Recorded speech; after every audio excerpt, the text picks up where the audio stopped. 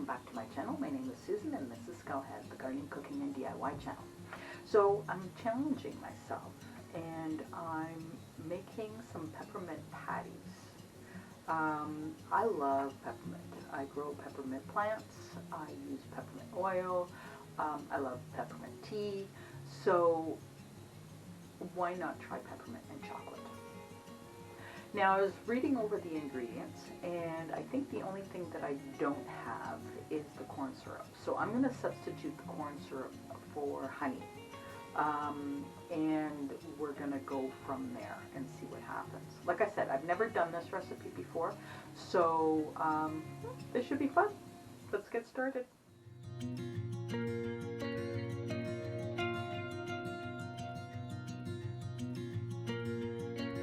Mixer out because I want to make sure that I have both hands for free in case I need to do any sifting or anything like that. So I've set it up, so I'm going to get started and get all my ingredients together. Okay, so I've gathered all my ingredients together. We'll see how this goes. All right. So this recipe calls for 3 to 4 tablespoons of half and half. But we're going to start with 2 tablespoons at the beginning, and we'll see if we need the other 2 at the end of the recipe. So now you're going to need 1 tablespoon of coconut oil. Now you're going to want to use the solid type of coconut oil and then melt it down.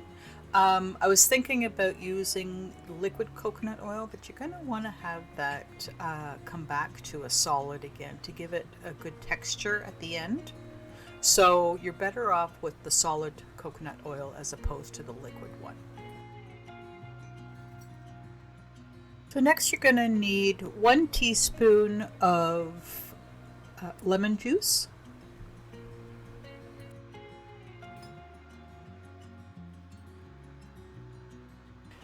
So next you're going to need 1 tablespoon of corn syrup. Now I don't have corn syrup, so I've substituted the corn syrup with honey.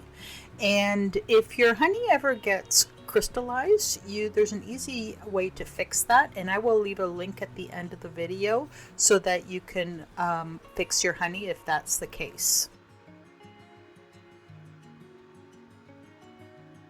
So the recipe calls for 1.5 teaspoons of peppermint extract.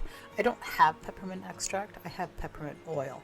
And the peppermint oil is actually a bake quality or a food quality oil as opposed to the essential oils that you use for other things. So this you find actually in the bake section of your grocery store or your bulk food store. Next, you're going to want to add a 1/2 teaspoon of vanilla extract. Now, I make my own vanilla extract, and I will leave a video link to that at the end of this video for you. I will keep this one aside.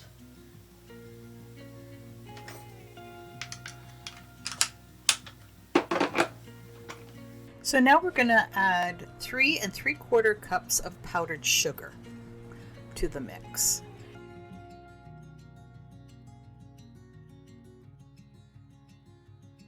And I'm scraping my bowl because from earlier of adding the honey, it kind of got stuck to the side, so I'm trying to incorporate everything into the mix.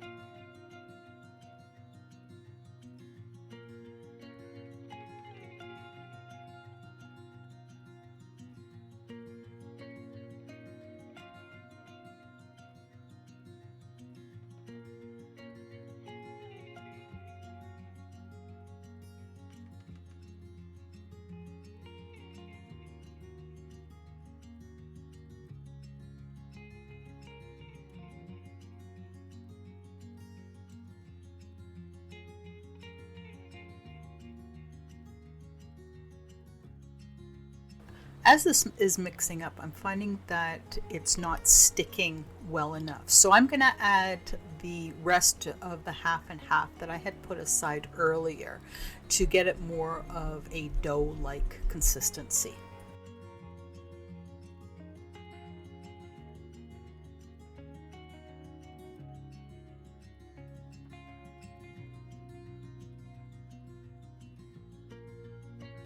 So now that it's all sticking together, I'm finding that it's not, my paddle is not doing the correct job that it's supposed to be doing. So I'm going to change out my paddle again, because the one that I had previously will knead my dough better than this one.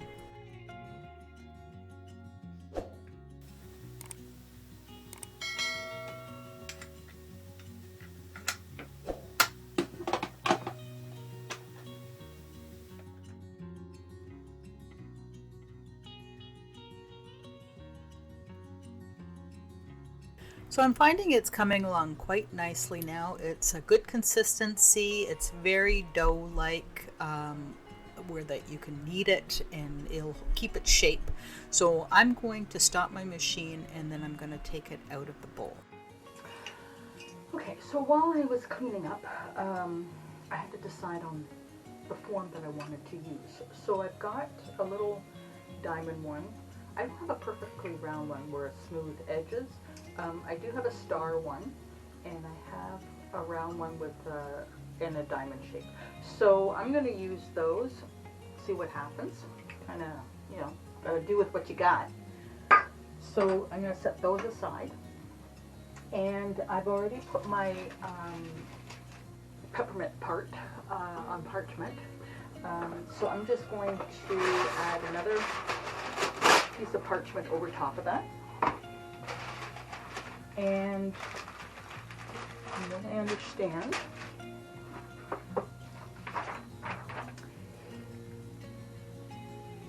it has to be a 2-inch size, well, too little for bite size. So 1/4 inch thick. Rolling pin. Now the rolling pin that I have is just your basic rolling pin. What I've done was I actually took the handles off of it so that I wouldn't it just made it a little easier for me. Anyways, there are rolling pins that you can actually get attachments for to give you the right thickness, and I will see if I can find them for you and leave a link in the description for that.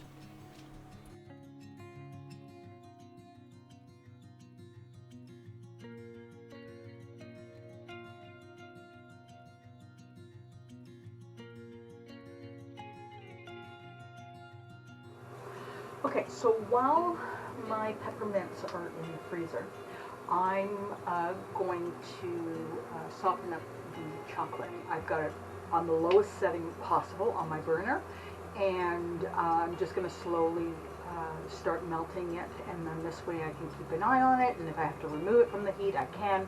So,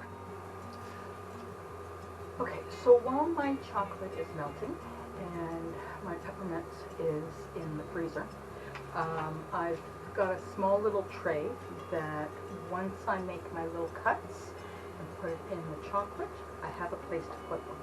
I want to make sure that I'm not running around like a crazy woman trying to, you know, figure out where I'm going to put them. I want to have everything in place before I start.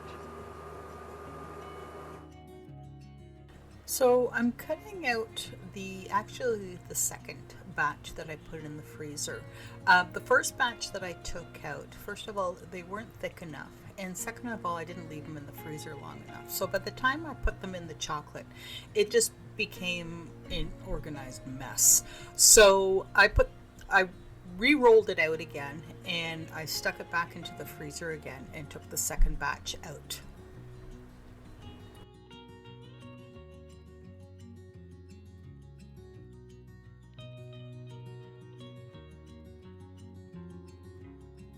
So now I'm putting them in the chocolate and then putting them on parchment for it to cool.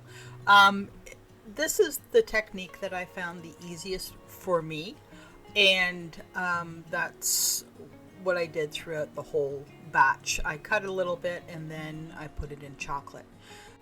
So this became quite the organized mess, but at the top two that I'm pointing at, they were actually from a first batch that I did. I had 2 batches going in the freezer, and I found that they weren't thick enough and they weren't cold enough to be put into the chocolate. So I ended up re-rolling the dough and putting it back into the freezer again. As I continued down to the bottom, they were getting a lot better. That was from a second batch that I had going.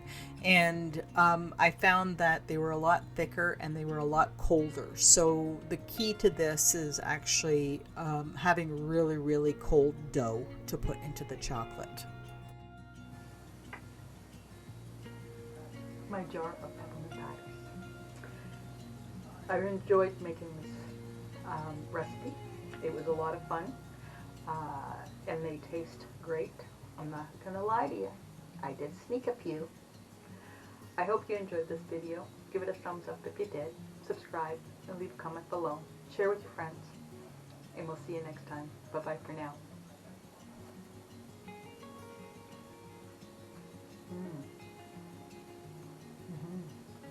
Very good.